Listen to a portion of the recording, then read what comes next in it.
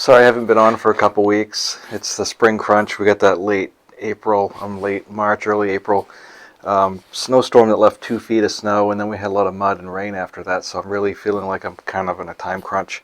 So those of you who are content creators realize just how much effort and time it takes to put a video out by the time you edit it, shoot it, and everything. So I do apologize for not having anything for you for a couple of weeks. What I want to do today is a plethora of things. I've got to fix my generator. I've had a problem with that. I want to see if this will start so I can get it out. I want to grab the manure spreader and bring it up. I made a temporary repair on it last year and it worked. I've got the new parts to fix it. It's going to rain tomorrow, obviously. It's kind of dried out where the manure is, so what I want to do is kind of get some manure out in a couple of places where it's dry before we get more rain. There's a couple places that aren't going to be dry for a while, so I'm going to stay away from those areas. So the first thing we'll do is we'll see if this will start. It's sat here all winter. I haven't used it, and we'll just check a couple things. We'll make sure there's no puddles under it, so that's good. The oil level's fine.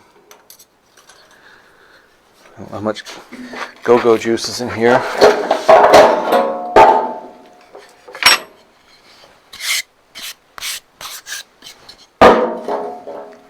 Not very much, about an inch. I think I lost a lot when I had the gas leak on here. So let's see. I don't know what I got left for fuel here, to be honest with you. I got a little bit, probably not enough to do much spreading with. Fortunately, the Farmalls are pretty good on fuel.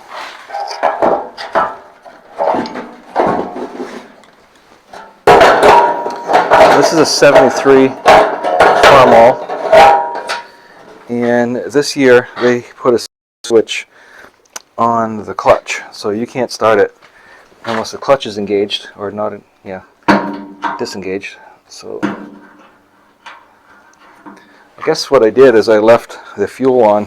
We fixed the fuel leak on it, and I left the fuel on, and it didn't leak anymore over the winter. So that's good. Whether the battery is good or not remains to be seen. The battery is a little bit old now. So typically with these I put it about half throttle. This is what I call a cold-blooded tractor. The choke is on, and fingers crossed.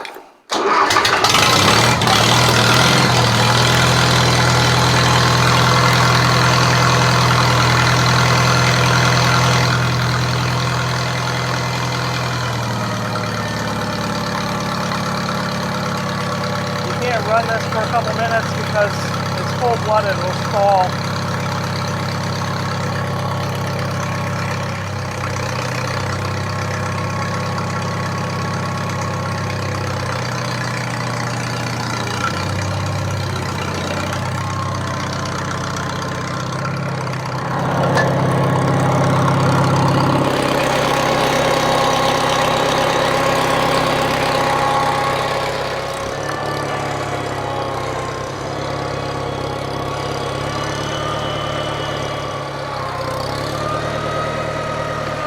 Three-point hitch converter came from Birch Store Tractors, and it works fine on a Cub, but it does not work on the 140.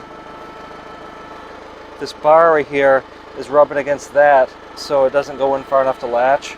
So I'll have to get somebody with a grinder, or maybe I can do it, grind out a half, 3/4 of an inch and see if that will remedy the problem. But as of right now, I can't use it. Unfortunately, this is a light manure spreader. It's not a heavy one.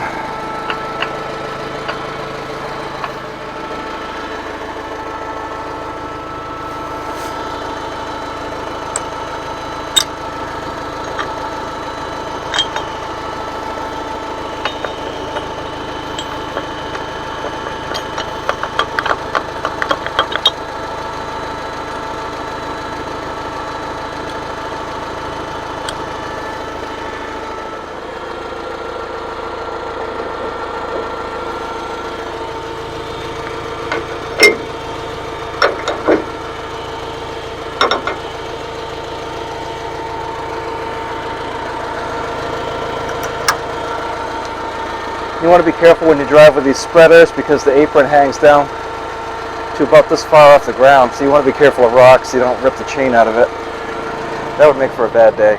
So here's the repair I made last year with some baling wire and some tie wraps, and it worked. What I need to do is put a new link in with the tab for the scrapers here. So in order to do that, you have to loosen this chain up quite a bit to get in there. Obviously take this off. So what I probably will do is I'm going to chance it, see if it'll work, and get a couple loads out, and then we'll wash it out and I can put it back in the garage, and we can fix this when it rains. But for right now, I want to use it, and I'm a little mad at myself that I thought I'd have all kinds of time in the spring to fix it, but I really didn't. I used to do the hokey pokey, but then I turned myself around.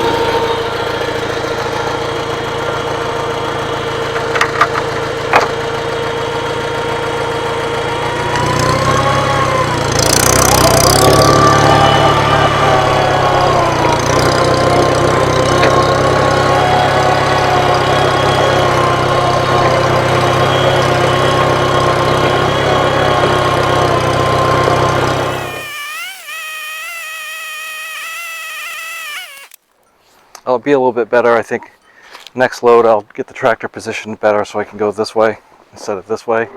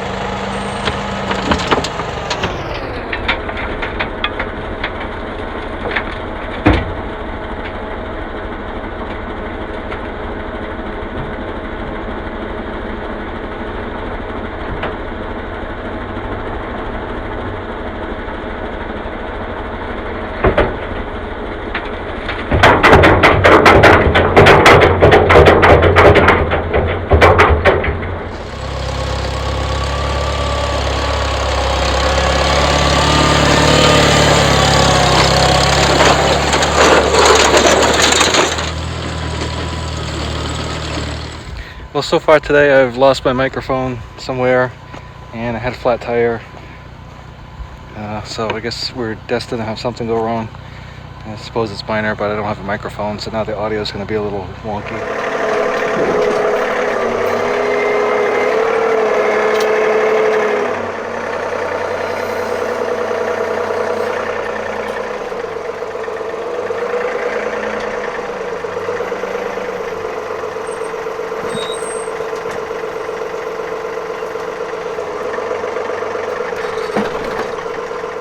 Fourth notch was too much. 1, 2, let's do 3. turn the beaters on.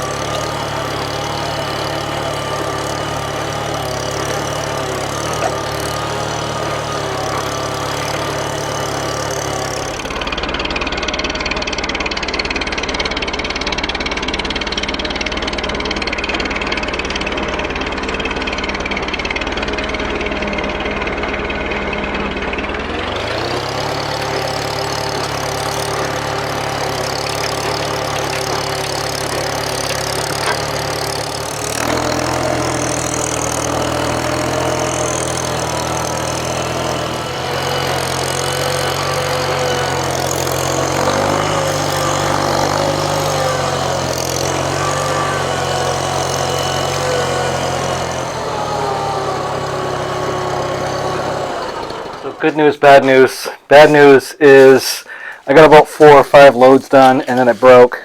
And I had to unload it by hand, which really wasn't that big of a deal, but still a pain in the butt. Good news is you get to witness fixing the bed chain. Hopefully we can make short work out of this. The good news too is that all the adjustment bolts are well lubricated, so there's nothing rusted as far as being able to move the pulley, the drive pulley, in and out for the apron. So what I need to do is keep tension on this so I don't lose it.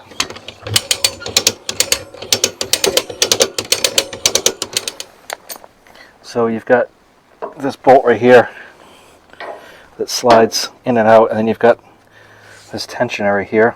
So it's easier if you loosen this one first.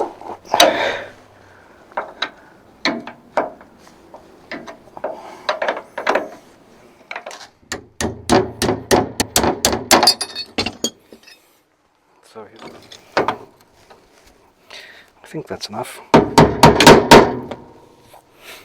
I would use the anvil, but there's not enough slack here. Tighten this side up and then we should be good to go.